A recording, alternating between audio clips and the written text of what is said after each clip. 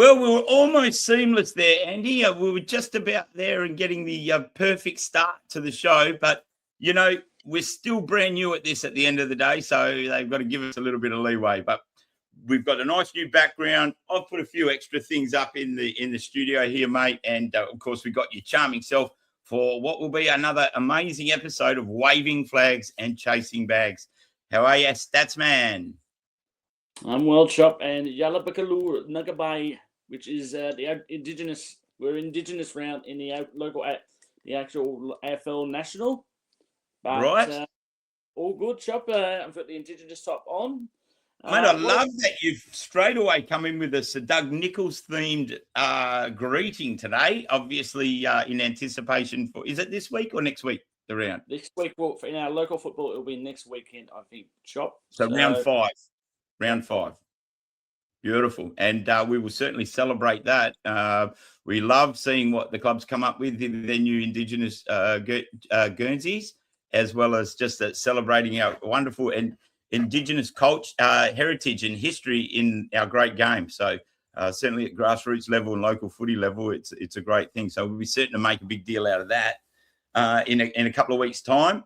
And, of course, Rep Weekend this weekend basically gives us the weekend off, us mad footy tragics.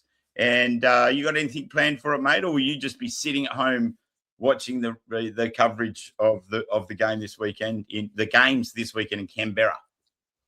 Mate, I'll be sitting in a nice cold pub, punting away, and probably watching the live stream and watching our good friend from the scene, Ashley Ball, commentate the games, which are at 3:45 at local time, which is all the same time as us. Can't believe that. That's our men's side, and the women's side are playing at Under Lights at 5:50. So Ash did get the appointment for that one. I did trial for the representative commentary team. Just didn't come up good enough. Actually, I didn't know there was trials on. But well done to Ash, and good luck to him out there as part of I think it's All In Sports or something. We've got the coverage this weekend. So yeah, so good thing. And yeah, we can't wait to see that. There's exciting feeling around the representative match this week. So yeah. Good thing indeed. Mate, the weekend of football, round 4. What a great round of football we had. Some very competitive matches indeed. We should go over the games one by one, I think, and just sort of see how things were. Now, where were you stationed on the weekend? Last weekend, I was at Batto Bay for the Battle of the Bays between Batto Bay and Nelson Bay. Chop, you were down the road, further down south the coast at Hilton Moor.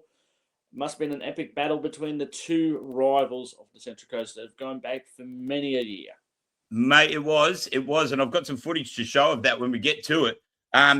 We'll cover those first two games, the ones that we weren't at. Obviously, we want to make sure that nobody gets left out. That probably, thankfully for us, we were at the competitive matches overall, because we did predict that the Newcastle Warners Bay match might not have been as competitive as we're hoping, as well as the Cardiff Hawks and Maitland Saints game. Of course, the disparity in that women's comp still evident in some of those games, but still seemingly a bit of movement forward from those clubs. So we've got a bottom tier that's very competitive with one another, and we've got a top tier that's very competitive. So do you want to go through the scores on those ones, mate, or do you want me to reel them off? So we're going to start with Women's Cup, Chop, or we're going to start with the Yeah. So Newcastle City Women's and Warners Bay. Yes, Newcastle City Women's, it's too strong, 17-20, 122. Warners Bay, 1 goal, 6. The star of the show was Billy Davies. She's moved up from plate, Chop. She was leading goal kicker last year. She shined away with 6 majors. We mentioned about Ruby Spark. She's been on the Bag Raiders form already. She missed out by only inches. I think she kicked 4 goals, 1.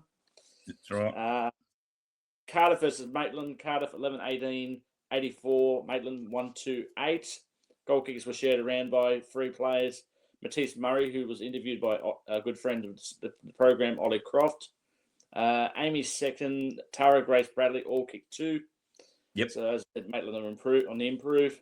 So yeah, good news there, really, isn't it? I mean, it's a 10 goal plus deficit, which is a big loss by any standards. But I think it probably does indicate a vast improvement by the Maitland Saints girls who are back in Cup this year. So I guess on any other day, Cardiff probably might have expected to win that by a few more. So good news for the Saints. They're certainly moving in the right direction. Certainly are, Chop. I'll give you that. It could have been a lot worse, but I mean, when I looked at the goal kicking at 11-18, it did look like it must have been a bit blustery up at Cameron Park. Right. Yeah. Go on. Oh no! So a couple of big deficits there, but not entirely unexpected. And those clubs will go back to the drawing board, have a week off, and apart from the representative players this weekend, and be back into it in round 5. But the two games that we were at, we'll start off with your one, mate. So a pretty close encounter by the look of it. Certainly looked like it, Chop. I mean, so Nelson Bay came away with the win 8-10-58, Baddo Bay 7-8-50. Strange enough, Chop, I mean, I'm going to look at this now. 14 goals happened at one end to the one, and it was all down the northern end of the ground. The one that you're heading towards. If you've heard of Baddo Bay Oval, I mean, you've got the famous protective netting. Yep. That was the goal kicking end all week, all day. Right. Was there a strong wind? Was it a strong wind that was causing that? It was a 3 or 4 goal buster, I would call it. Yeah, buster. Like a goal passage at Passage Road, just about. So Baddo Bay, I mean, led at half time. Chop, I mean, they kicked a goal right on the siren at half time. It was due to unfortunately a lapse from Nelson Bay. They had thought that the siren had gone. The kick was done a second before the siren. They kept rolling, and it just went over the line. All clear goal. Right. Wow. Is that so an 8-point deficit in the end? Nelson Bay, that's right, 8-10-58 to 7-8-50, and a seesawing encounter indeed, which could have really gone either way by the look of it. Who stood out for you, mate? Well, I'm looking at the goal kickers that were on the day, Chop. I mean, from the point of view of Nelson Bay, I mean, Sophie Elliott with 3 just dominated all day. I mean, she wouldn't be surprised if she's in the votes for the Women's Player of the Year. Yep. The entrance Baddo Bay, they shared it around really well, but for Scott Gray's perspective, I mean, they did all right, but they just lapsed in that third quarter. Right. I mean, they were kept goalless, and scoreless is the right word for it. Yep, that was costly for them in the end, that scoreless third quarter. But I can hardly blame them. I mean, it looks like they were the only ones who kicked the goal at the opposite end, the entrance Baddo Bay. That's right, and that was in the first quarter. So it was just, I mean, a good credit. I mean, you said it didn't tip Nelson Bay, but I mean, they looked really solid all day. I'll give them that. They might be prime movers through the course of the year. They've moved up the Cup, which is, I think, a big move from what they were last year. They were in the plate, so they're going to be a real deal. I mean, they could pose a little threat to the main 3, but they've got Terrigal Avoca in 2 weeks. That'll be a real test again. Yeah, it will. The entrance Baddo Bay. They're going to improve. They'll improve. They're improving every week. I'm seeing them. I think they've had them 3 times this year, and I reckon they're quite there, but they might get up there in the next couple of years. Yeah, but they're heading in the right direction and probably at the right pace too. So it's certainly no discredit in that result. That's great to see. Two sides being very competitive, kicking plenty of goals for the game.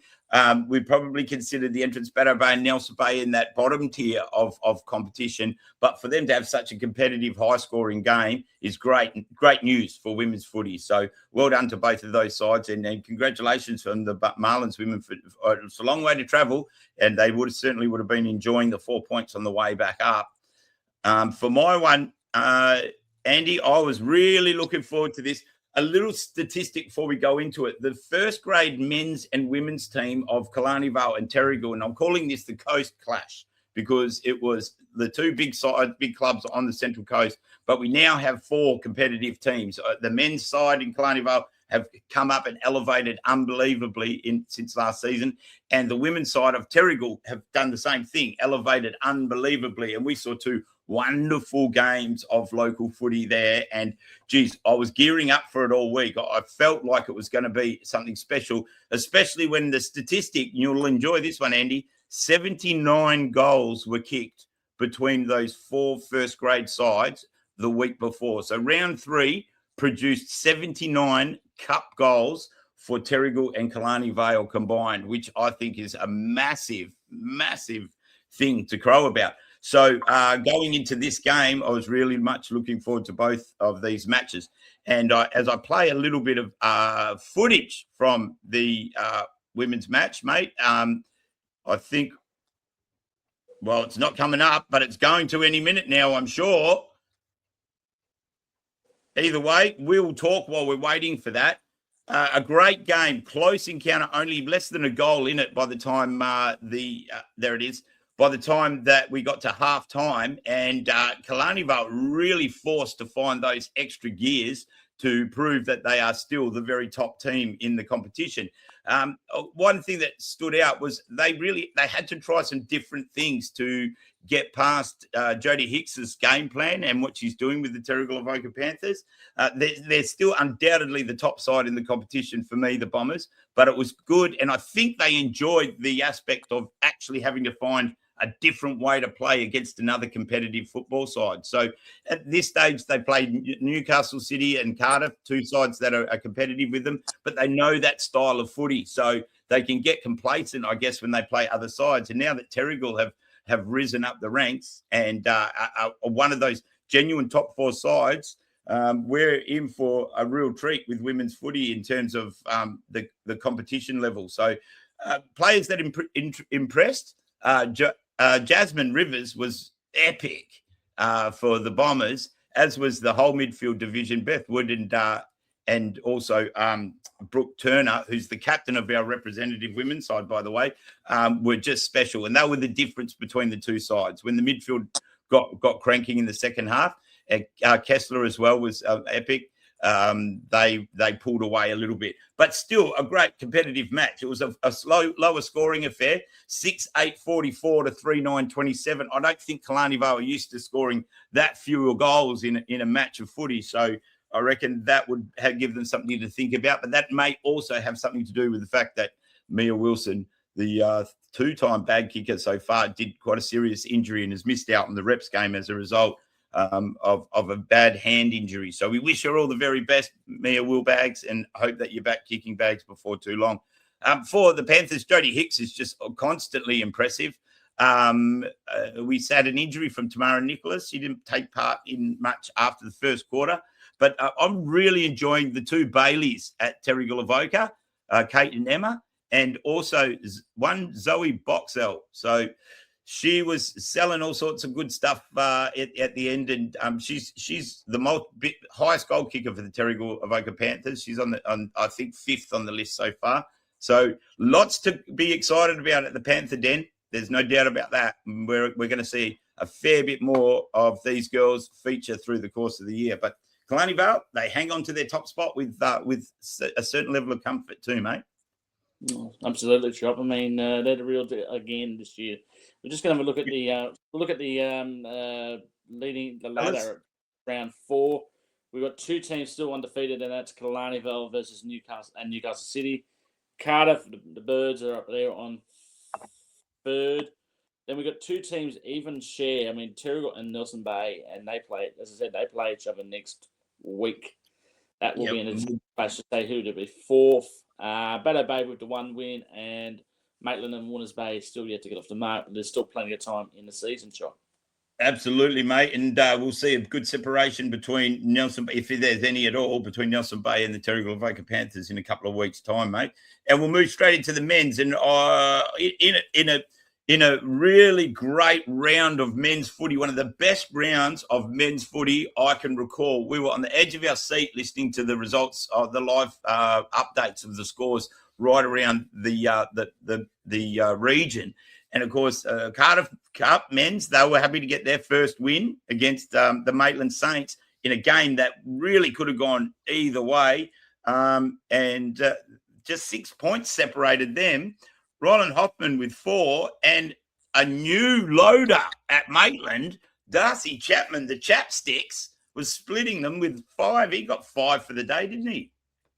He certainly did. Chop 5 for the chapsticks. A new looking form at the Rutherford Oval. I mean, they're looking pretty good. I mean, unfortunately, they just fell short. But an interesting note from the game shop: Cardiff were goalless for the first 36 minutes of the game. Wow! So it took them halfway through the second quarter, just about 9 behinds before they got their first goal through Marshall Muirhead. Yep, right. And Lachlan McNamara ended up. He was impressive for me a couple of weeks ago when we saw him. 4 goals for him. That's really good. So it's good to see the Hawks look like they're finding a little bit of form for them to come through after a slow start and actually get up on that one, because I reckon the Maitland Saints would have been up and about and ready to take the 4 points there. So a little unlucky for the Saints, but some good hard work by the Hawks get them off to will get their account open at the end of the day. That's their first win after 4 starts. Maitland got one, haven't they? First 2. They won their first 2. So they'll be wanting to try and resurrect that. A win there for them would have been very important. But with the thing that thrills me for Maitland is there's 2 reliable forwards up there. So let's hope that classy Darcy, the chapstick, gets to carry on in the fine form of Ryland, the offloader. So the other game there? The other game that was at headquarters shop, Newcastle City 10-11-71, beat Nelson Bay for 1-8-5-53. Chop, from what I heard from our goal umpires coach, Anthony Everson, he was up at the game, and it was a great game. I mean, game had different goals for streaks for different teams. Warner City had a streak of 4. I mean, it was the birthday for Jason Pongrasic. Warners Bay. Happy birthday, Pong! Happy birthday for Pong from us. Happy Pong Day. Happy Pong Day, Newcastle. Warners Bay had a streak of 3 goals and one between halftime and the 6-minute mark at the quarter number 3. But ultimately, at the end of the day, Chop, I mean, I'm looking at the scoreline. It was a 5-goal last quarter from City that eventually proved they had the muscle and they are ready. They're doing it again. Number 1. Mate, Warners Bay. So you broke up a little bit there, mate. Yeah, Warners Bay, yeah. Warners Bay would be ruining this. They would have been so pumped up for this one, and hopefully they'll go back to the drawing board and really document what may have gone wrong in that last quarter, because you can't underestimate Newcastle City, and they're never out of the game. There's no doubt about that. And Warners Bay probably found out that the hard way, and by 6 measly points, they've missed out on 4 important ones. What strikes me in that game is that we've got 3 players from both sides all kicking 2 goals, and then a pretty good spread of goal kickers from after that, with another two goal kickers for Warners Bay and another 4 for the Blues. Now, at the end of the day, the Blues were 10-11, so maybe you could possibly say a little bit of inaccuracy, but obviously getting the ball to their forwards a little more and those extra 2 goals making a difference. The spread of goal kickers is really important, especially if your spearhead isn't punching out a bag. And to see 3 players all getting 2 goals each, all those forwards doing their job, and then it's the spread of goal kickers after that. And the importance of midfielders being able to go down and chime in for 1 or 2 here and there is really critical. And I guess if there's anything that Warners Bay might want to have a look at, and I'm only going by the statistics here because I didn't see the game, but their regular goal kickers, Hawes, Collins and Munns, they're all kicking them. Same with Jordan Deere and Jason Pongrasic and Grady Slocum. So relatively new name, I think, there for Newcastle Blues. They're all kicking goals. And then, there's a couple of their midfield types that are kicking them as well. So the spread of goal kickers outside of your major spearheads is really important. Make sure you're getting 1s and 2s from other players further up the ground too. Really important in those close ones. So, yeah, a lost opportunity for Warners Bay, but they certainly will be at least pleased to know they can go to Newcastle number 1 this year and get that close to a win. So if they're doing it in September, they'll be excited about that. They'll know that. But fierce opposition against Newcastle City on any day, isn't it? Anywhere, any time, Chop. They are hard to beat. So tell us about your men's match. Another close one for the most part of it, wasn't it? certainly was. But Chop, I mean, it was an interesting game. Nelson Bay 13-7-85 defeated the Baddo Bay 9-6-60. The BB gun, I mean, Billy Barton didn't move. I mean, he got a couple of goals at the start and then decided to move a lot into the midfield a lot. I mean, he helped out the mids a lot. But that allowed our new Bag Raider again. I mean, from the Nelson Bay. I mean, we've heard him before. The Hall stick, the Hall monitor himself, got a bag. Yeah. And he took an absolute great mark to lead up to one of his bag raiding goals on Saturday, Chop. I mean, it was quite... Did you wave the flags for him a few times, Andy? I waved about 3 of his 5. Did you say Hall clear? I think I heard Daryl. I mean, it was a little Daryl gave me a Hall clear. That's for sure. A Hall clear. Hall clear.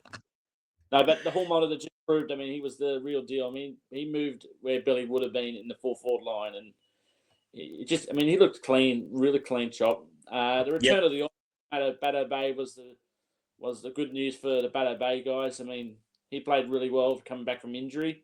Yep. But Chop, still a lot of work to do for the Baddo boy and Scott Reid. They've got a lot of work to do if they want to be up there. But it's the same for their women's cup side. They've got to know that the confidence is there. They can make the better teams perform slightly better than them. But in a couple of years, you can see them probably. They've got a lot of kids still as well. Yep. I mentioned about Harry Levi. We mentioned about Max Ontawai. We mentioned about Tom Hook, who got his first goal for the men's first grade last week, which was good to see for his parents to see them, watch him get his first goal. But they've got a lot of young kids, and Scott's got a lot of work to get him to say that you've got to play out for 400 minutes of football. It's not just one in the first half of games. It's got to be one in the 400. Yeah, absolutely. Yeah, mate, in that game, I see a couple of big names came back in for the entrance Baddo Bay, Dane Robertson being one of those, obviously the couple that you've mentioned as well, Sammy Hughes. So they had a little bit closer to one of their stronger sides, you would imagine, out there. Mate, I would love to see on that goal-kicking list for them, I would love to see names like, Scott Reid on there. And, well, he is on there. He's kicked his one there. Even Max Atiwi, like, he's a great goal kicker. Maybe give him a shot up forward. But if they could, I don't know where they played them at the end of the day, but if they got enough players where Scott Reid could spend more time in the forward line, or Max Atiwi could spend some time in the forward line, then they're going to get a few of those extra goals I think that they need. But that depends on personnel that they've got to cover spaces further upfield. But they've got a couple of genuine frontline weapons, cannons that can kick a bag for them if they want to. It's just whether they can afford to release them further up the field. So I think Scott Reid could kick 5 goals a game if he was stationary up at full forward or somewhere up there and made that his spot, or and I know Max Atiwi, he can kick a goal. He can take a strong contested mark and kick a goal, but he'll perform both ends of the ground. He's just that class of player. So I don't know, something to think about there. But in the meantime, Nelson Bay, they're chiming along. They're having a great season so far following up their finals race. So we'll be really interested to see how they finish up. And having a second Bag Raider on the list is piscatorial goal invasion as far as I'm concerned. So moving on to the match of the round, and arguably one of the best games in recent memory of Black Diamond Cup. The Kalani Vale Bombers arrived with plenty of confidence and a bag load of new sharpshooters and guns in their side, and they really took it to the Terrigal Avoca Panthers. Now, I'm loath to admit this, Andy, but I did pick the Kalani Vale Bombers over my Life Members Club, which is the Terrigal Avoca Panthers. Jesus, I'm going to get shot for that. Here's a few highlights here, Andy. And, mate, this game was played at a level of pace and skill and toughness that we just haven't seen for a while. It was goal for goal all the way through. And it was hard to see the Panthers getting up. I thought this could have been a game that the Panthers could afford to drop, given that they were down 2 of their finest defenders, one tall in Tristan Carter, and one of their probably best users of the ball out of the back line in Mackenzie Leecroft. So with the tall timber that Kalani Vale brought with them in Stanley Velt, Lloyd and also Mahallam, the Logan variety, I thought they might have just been a bit more hungry to improve themselves, the Kalani Vale Bombers. But the radar of Lloyd was probably a little out. I think he kicked 2 or 3 in the end, going just shy of his fourth bag in a row. But Santa Goals made up for it. He kicked the bag. But at the other end, so did Harrison Pitt. It was a genuine bag off between those two. And I made a little post during the week. But Andy, my little segment that I want to make a regular thing is this. Let's see it. The red alert. Here it is. My red alert light went right off on the weekend. Can you see it? I can see it. I'm going to put this on a little chain that I can lower down, and it can just go like this into the screen, sort of like that. Fantastic. But I'm still working on that in the workshop. But red alert, a player that was red hot today on that day was Nathan Smith. Mate, if it hadn't have been so close, he could have won the scene stealer for us. He is just everywhere, mopping up everything, chiming in for a goal and doing some incredible work for the Kalani Vale Bombers. So he's my red alert player this week for the match of the round. Hats off to Jack Grimman-Lee, who unfortunately injury is going to keep him out of the representative game, but he took the scene stealer award in the end. I reckon the 4 points going to the Panthers got him over the line. He was epic, and he was just in everything. In the grunt room, engine room for the Panthers, Jack Grimman-Lee, there's no one more focused than Grimman-Lee when it comes to game time, and we love that. So it was a big, important win, one that sets the Panthers aside. You know, they've lost one against Newcastle City in round 1, but they just seem to have the players that cover the losses when some of those big names go out. Their young troop are just electrifying. But Kalani Vale Bombers are up and about, mate. They're going to make a feature in September, I believe. So we've got a great competition on our hands this year. Certainly do, Chop. I mean, we'll have a look at the all-important ladder before we move into the goals. The leading all right, goal. and I'll work out how to turn off my red alert light. So do you like this, Andy? Should we keep this as a weekly feature? Absolutely. That's an absolute feature. So, on top of the ladder, after round 4, we have got Newcastle City undefeated on 12 points. Then you have got Kalani Vale and Terrigal, all both on the same match winning ratio, but Kalani Vale's got a significant percentage boost of 64% on Terrigal Avoca. Then you've got Nelson Bay rounding up the 4. Warners Bay have gone down to 5th after their loss against Newcastle City. Maitland go down to 6th. Cardiff have got their first win, which is good news for those people that pass the field oval. But the Baddo Bay and Warren Lakes, do not fear, guys. You've still got plenty of rounds left before we go into the end of the season. You guys have got good games ahead of you in 2 weeks, and hopefully we'll see you on the winning list shortly. Absolutely. Of course, the Magpies enjoying the bye round, which gives them effectively 2 games off in a row. So, Andy, a really good point before I go into the next segment that we've got. A really good point was that in the men's, and I think it was the same in the women's, the men's senior representative side, coached by Courtney Knight, and with a wonderful assistant coaching group there, have players from every men's side. So all 9 clubs are represented in that representative side, which is a wonderful result. And congratulations to everybody who was selected in that. I'm very excited about that game. In addition to that, I want to do this. I'm going to do a new segment here, Andy, and you know how big I am on goal celebrations. You know how big I am on celebrations. I'm big. I love celebrating. I get very excited about all sorts of stuff, especially a goal or a bag, and I get very excited about goal celebrations. So right now, I want to run you through a couple of goal celebrations from the weekend. The Terrigal Avoca Panthers have absolutely outdone themselves. I want to mention one player in particular, Noah Cookman. Now, he is a jolly little fellow, this guy, and has a range of different goal celebrations, and I'm loving his work at the moment. Unfortunately, camera-wise, we haven't quite caught it. I've seen it with my own eyes. We haven't caught it perfectly yet. So we'll be trying to focus in. We've got the Panthers again in a couple of weeks or a few weeks, I think. So we'll have to focus in on his exploits. But at Maitland, he had a ripper, well, 2 rippers. He's got one that we call stirring the pot, where he goes like that. He's also got the old video camera working. This week, the one we did capture, we didn't probably capture it at its highlight. But anyway, what I'm going to do without further ado is add to the stage these things here. I'll see if I don't know if I can reduce the volume on this. But let's see. It's not going up. It's going up, Andy. I promise you. Here it is. You're going to enjoy this, I'm sure, as we wait for it to load. I don't know if that's an... But what we want to do here, Andy, I'm going to show you 3 goal celebrations. One of them is from the Maitland game by Adam Miller. It's too good a celebration to not feature.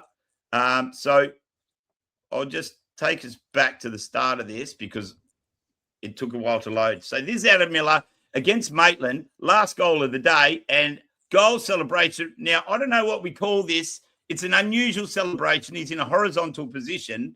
We'll have a closer look at it. So he's brought down the tackle afterwards. Little bit of a hip bump there. I'm thinking grassroots. We can call that celebration. I reckon we can, Chop. I mean, that is definitely, yep, that's grassroots. Yep. So Adam Miller's our first candidate for Goal Celly of the week with the grassroots special there. Well done, Sneaky Miller. And then we'll go over to Terrigal Avoca last week versus Killarney Vale Bombers. And this is Alex Hazelwood with this, I think, Terrigal's 5th goal. And he looks to me like he might have been dishing out a few dollars to the sign. So maybe the bankroll, we might call this one, Andy. So yeah. Alex Hazelwood there with the bankroll, just dishing out a few notes to the crowd there. Very exciting stuff, Alex Hazelwood. And I've got to say, the commentary team completely missed it on the day. I thought he was waving to the crowd, but we were too busy caught up in the controversy of free kicks and 50-metre penalties. Now, this one here, our Cookie Monster, probably the liveliest goal celebrator of all at the moment. He's about 30 out, about to kick the 12th goal, second last goal for the day. Now, you've got to watch this one carefully, Andy, when he just capture it. And it's a bit of a new one. It's a nuance. There it is. There's the old little dust off the hair, I think it is, like end of haircut or something, I think we might call it. So we'll have a closer look at it. Noah Cookman with the thank you, Barber. That's it. Thank you, Barber. Love that one. I'm not too sure what the story is behind it, but it's definitely a celebration of some sort. Thank you, Barber. Got the last hair clippings off his head and walks out, pays for his haircut. Very happy. So they're the ones, Andy. We've got the grassroots from Adam Miller. We've got the bankroll from Alex Hazelwood, and we've got the thank you, Barber from Noah Cookman. So what do you think? What's your favourite? Because the winner is going to get a bag of their choice of a bag of red frogs from Allen's or a bag of killer pythons from Allen's, courtesy of 4-quarter chop.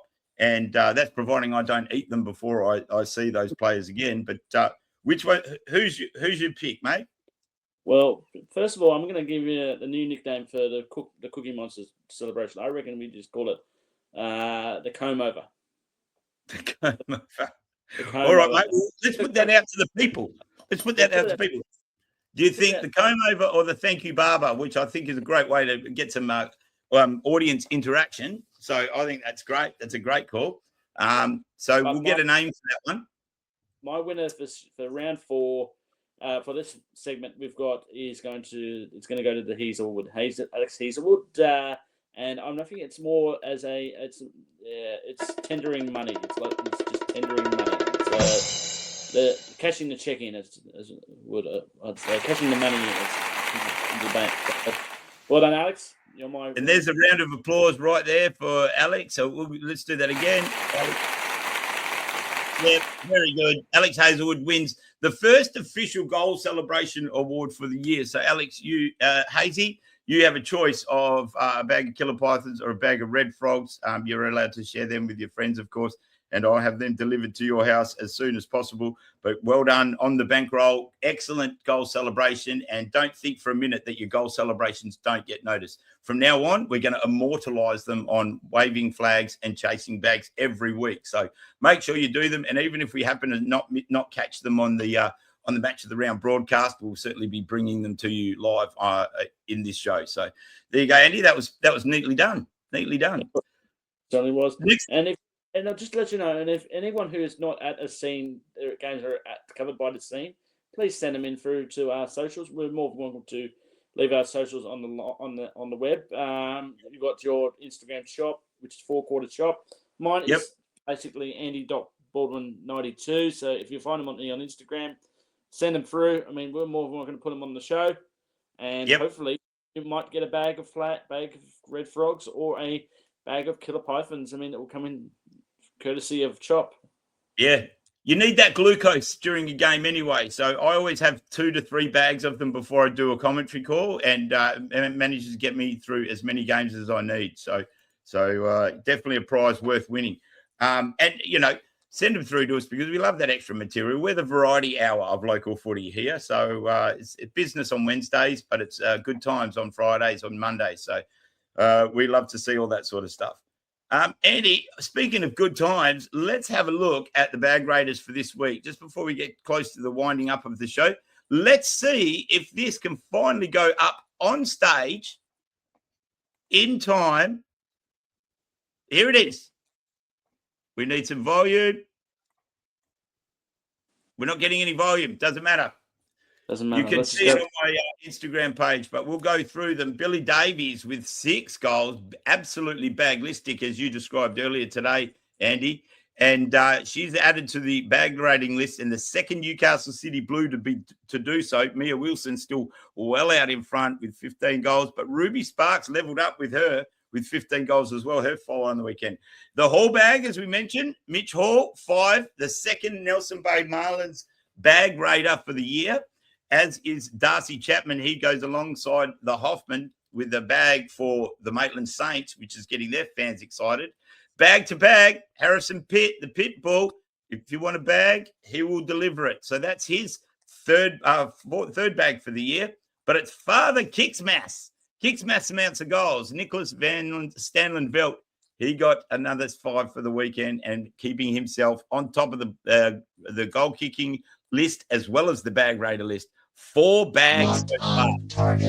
Right on target. They certainly are, row bags. Thank you very much for that addition. That's the goal kicking tally so far for 2026. The Goolagong song is right on, isn't it? It's going to be a great contest so far. Can't wait to see the big tractor and maybe even the big pong find their way onto that list. But that's where we're at. And that's something I forgot to edit out. That's not even meant to be on there. Never mind. We got it there nonetheless. Hey, Eddie, I think it's been a pretty good show so far. I mean, I think for the most part, the technical stuff's worked out neatly. The chat's been good. I think I remembered to press record on the episode this week. So that's great news. It certainly is, Chop. I mean, we've got a week off to hopefully get some good results down in Canberra. Just a reminder, for those who want to make sure you can watch, it's all on the All in Sports website, which we'll put a link to. Men's are at 3:45. The women are going to be playing under lights at 5:50. Chop, can you consider? The South Coast women have had our measure for the last 2 straight games. Can we see our women and men break their hoodoo and win in Canberra? Yeah, I can. We certainly got the class and the capacity to do that. Kate Hanley's in charge of the women's side again this year. So she'll obviously have to bring in some different sort of maybe a bit of a different approach to how they're going to play the game and look at the tape from last year and see where the strengths of the South Coast were. They were a very well-prepared side in both men's and women's, the South Coast. That really impressed me. I heard that they've been training up to 6 weeks prior to the actual match. So they took it seriously. Obviously, they took did they win? They lost the first one, the women, didn't they? Our women? Our women Uh, our women won basically 2 the years ago?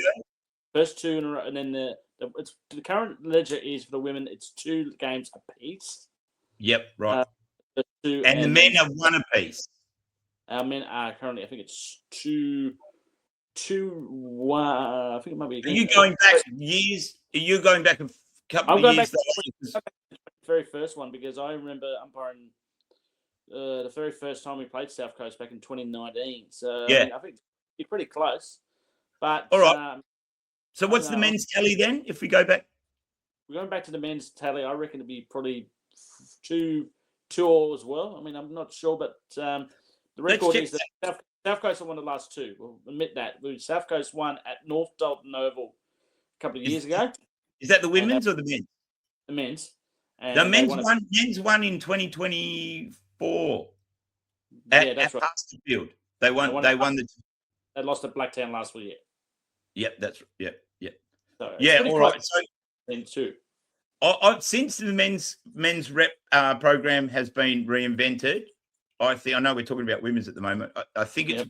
I'm going just the last 2 since it came back from the having a small hiatus for a couple of years. So since it's been back, I know it's 1 apiece for the men's, and I'm trying to remember if I think our women won that first year, and then the South Coast won last year, if I'm correct. We were just a bit underprepared.